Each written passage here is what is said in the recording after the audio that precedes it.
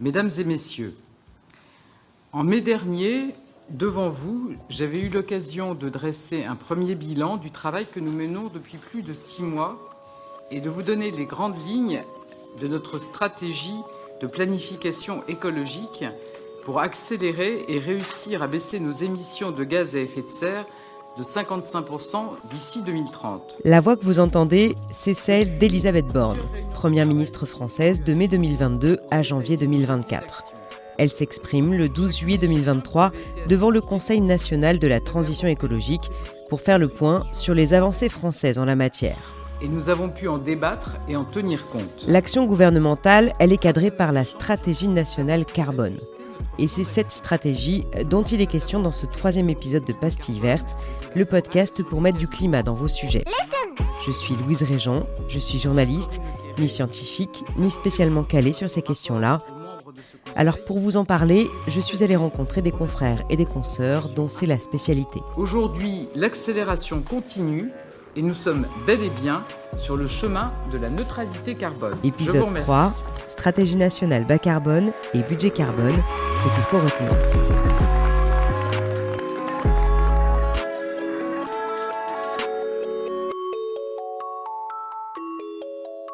Pourquoi parle-t-on de stratégie nationale bas carbone ? C'est la question que je suis allée poser à Nezim Tandjaoui, journaliste à Contexte, un média en ligne qui suit, pour un public de spécialistes, depuis Paris et Bruxelles, la fabrication des politiques publiques. Il travaille pour la rubrique Énergie. Les politiques publiques de l'énergie, il les décortique tous les jours. Tout l'intérêt de cette stratégie, c'est de faire en sorte d'émettre de moins en moins d'émissions de gaz à effet de serre. Un expert particulièrement enrhumé ce jour-là. D'où l'intérêt qu'elle soit bas carbone, finalement. La stratégie nationale bas carbone, appelée aussi la SNBC, est la feuille de route de la France pour réduire ses émissions de gaz à effet de serre. Je vous cite la définition officielle du ministère de l'écologie. Initiée en 2015, au moment de l'accord de Paris sur le climat, cette stratégie française est adoptée par décret avec 2 objectifs. Le premier, atteindre la neutralité carbone dès 2050. La neutralité carbone, c'est un équilibre. Les émissions de CO2 produites par les activités humaines sont inférieures ou égales à celles absorbées par les milieux naturels.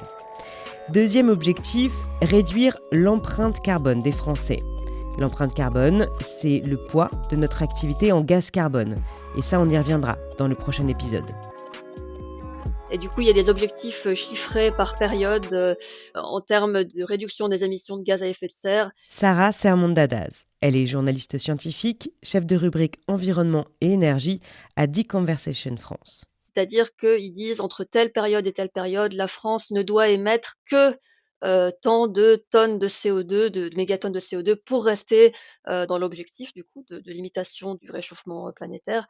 Cette limite du réchauffement planétaire, elle a justement été fixée à 1,5 degré par l'accord de Paris. Et du coup, c'est pour ça qu'on parle de budget, parce qu'on parle de tonnes de CO2, enfin d'équivalent carbone, c'est encore plus subtil que ça, parce qu'il n'y a pas que le carbone, il y a tous les gaz à effet de serre. On les convertit en tonnes de CO2, donc équivalent CO2, on va dire.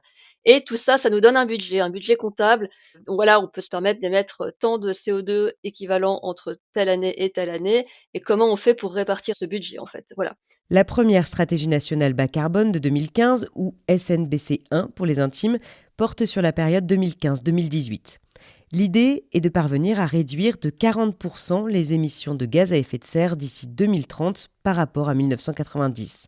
Et pour ça, chaque secteur doit faire sa part. L'industrie aura le droit d'émettre tant d'émissions de gaz à effet de serre, le logement tant, les transports tant, l'agriculture tant. C'est ce qu'on appelle les budgets carbone. Le budget carbone, c'est un plafond d'émissions de gaz à effet de serre à ne pas dépasser. Et ça se calcule par période de 5 ans. C'est-à-dire que le secteur industriel se voit assigner un budget carbone, je dis un chiffre au hasard, mais de 100 millions de tonnes en 2024. Il ne doit pas le dépasser. Mais c'est un objectif dont la portée contraignante n'est pas très forte. Les dépassements ou la meilleure performance que prévu des budgets carbone se calculent plutôt sur une période de plusieurs années et pas vraiment sur un an, parce qu'il peut y avoir des événements conjoncturels qui font qu'on monte d'un coup, on baisse d'un coup. Par exemple, pendant le Covid, les émissions ont chuté drastiquement, mais sur la période globale, c'est plutôt stable. Pour vous donner quelques exemples en chiffres, la SNBC1 fixe ainsi comme objectif moins 28% d'émissions de gaz à effet de serre pour les transports d'ici 2030, moins 49% pour le secteur du bâtiment, moins 19% pour l'agriculture, moins 35% pour l'industrie, etc.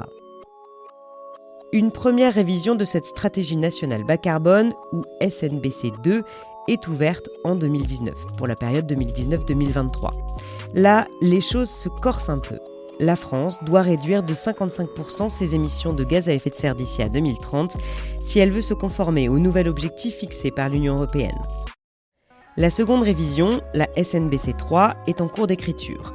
Elle devrait être adoptée dans les mois à venir et elle énonce des objectifs sur 2 périodes distinctes.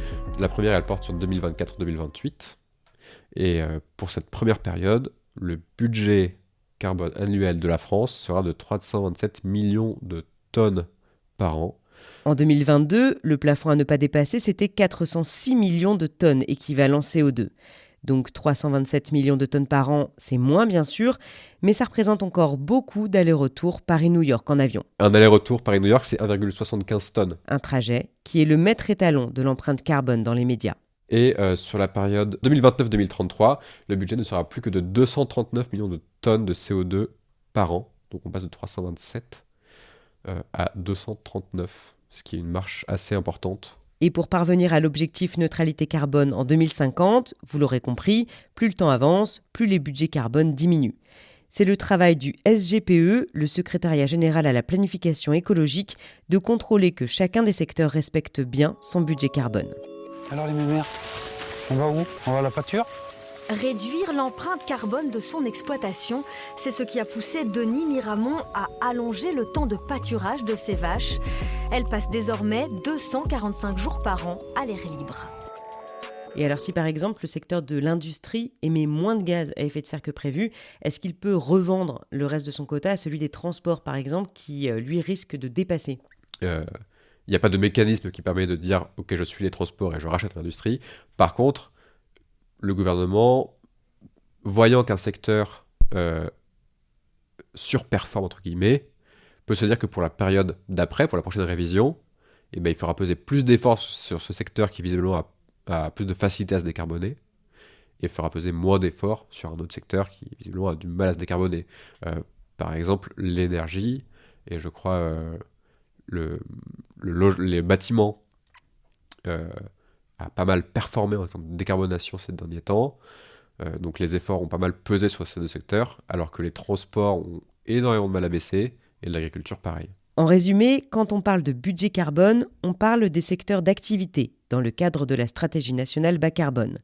Et quand on parle à l'échelle des entreprises, on parle plutôt de quotas carbone. Alors il y a un marché européen du carbone, avec des droits à polluer, et là, entreprise par entreprise, et même site par site, se voient attribuer des quotas carbone.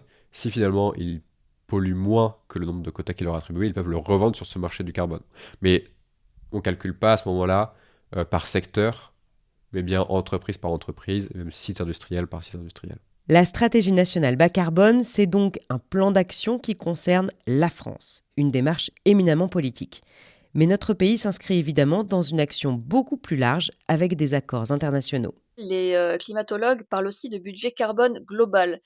Qu'est-ce que c'est que le budget carbone global? Là aussi, c'est la quantité de gaz à effet de serre, équivalent CO2, qu'on peut continuer à émettre pour limiter le réchauffement sous un certain seuil.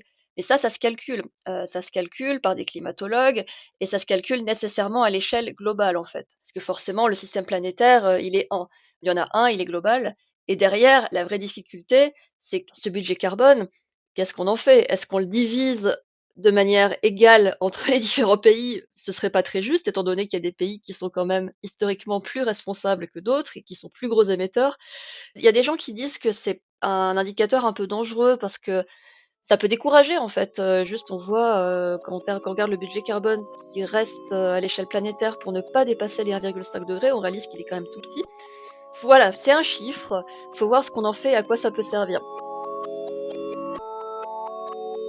Vous venez d'écouter le 3e épisode de Pastille verte, stratégie nationale bas carbone et budget carbone, ce qu'il faut retenir.